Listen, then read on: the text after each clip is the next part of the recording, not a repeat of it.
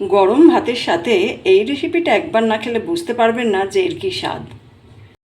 পটলের তরকারি খেতে খেতে যখন একঘেয়েমি লাগে তখন এই রান্নাটা কিন্তু মুখের স্বাদ বদল করতে অপূর্ব।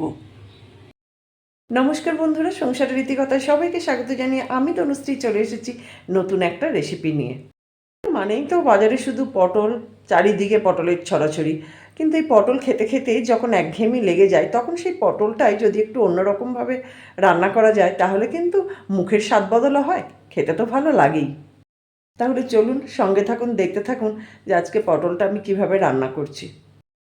আমার আজকের রেসিপির মূল উপকরণ হচ্ছে পটল। পটল খেতে খেতে যখন একঘেয়েমি লেগে যায় তখন যদি একটু অন্যরকমভাবে বানানো হয় তাহলে খেতেও ভালো লাগে আর মুখের একটু স্বাদ বদল হয়।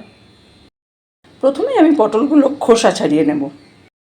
পটলগুলো তো আমি খোসা ছাড়িয়ে ভালো করে ধুয়েও নিয়েছি। এবার একটা চাকু দিয়ে গাগুলো একটু এরকম করে কেটে দেব যাতে ভেতরে আর কি মশলাটা ঢোকে, সেই জন্যে গাগুলো একটু এরকমভাবে চিড়ে দিচ্ছি। এভাবে সব পটলের গাগুলোই আমি চিড়ে দেব এরকমভাবে। সব পটলের গাগুলোতে একটু করে চিড়ে দিয়েছি। এরপর দিয়ে দিচ্ছি 1 চামচ নুন, আর দিয়ে দিলাম 1 চামচ হলুদ গুঁড়ো। এবার আমি নুন হলুদটা ভালো করে পটলের গায়ে মেখে নেব। এইভাবে মেখে নিলাম। আর এখানে একটা কড়াই বসিয়ে দিয়েছি, আর কড়াই দিয়ে দিলাম তেল। তেলটা তো গরম হয়ে গেছে। এবার ওই নুন হলুদ মেখে রাখা পটলগুলো দিয়ে দিলাম।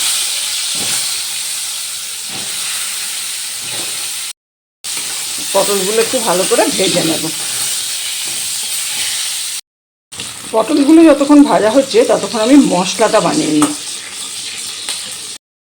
এখানে আমি একটা মিক্সিং জার নিয়েছি, আর জারের মধ্যে দিয়ে দিচ্ছি 2 চামচ তিল, সাদা তিল 2 চামচ দিয়ে দিলাম। এবার দিচ্ছি বড় চামচের 1 চামচ পোস্ত, আর দিয়ে দিলাম 1 চামচ সর্ষে।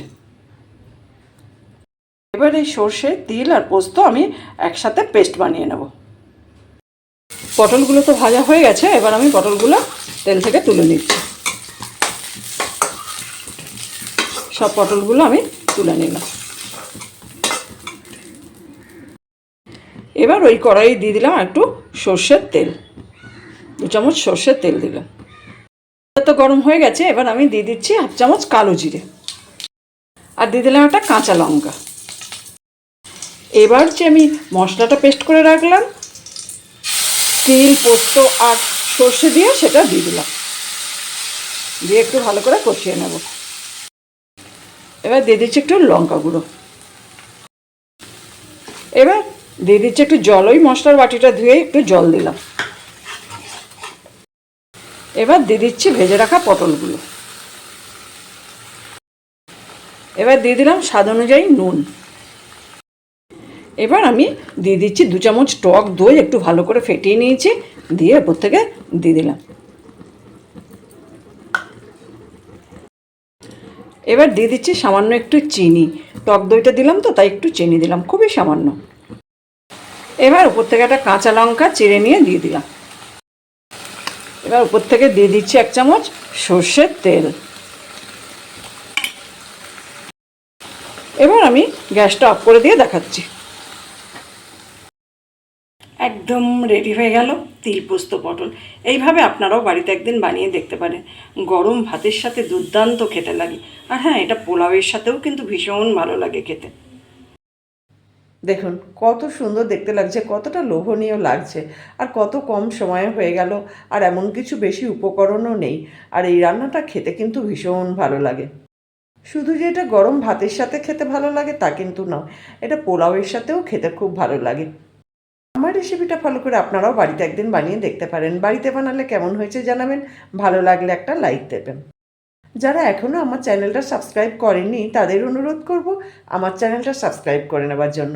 আর অলরেডি যারা সাবস্ক্রাইব করেছেন, আমার সঙ্গে আছেন, পাশে আছেন, তাদের তো অসংখ্য ধন্যবাদ। এইভাবে আমার সঙ্গে থাকুন, পাশে থাকুন। সবাই ভালো থাকুন, সুস্থ থাকুন। দেখা হবে অন্য কোনো দিন অন্য কোনো ভিডিও নিয়ে। ভালো থাকবেন সবাই।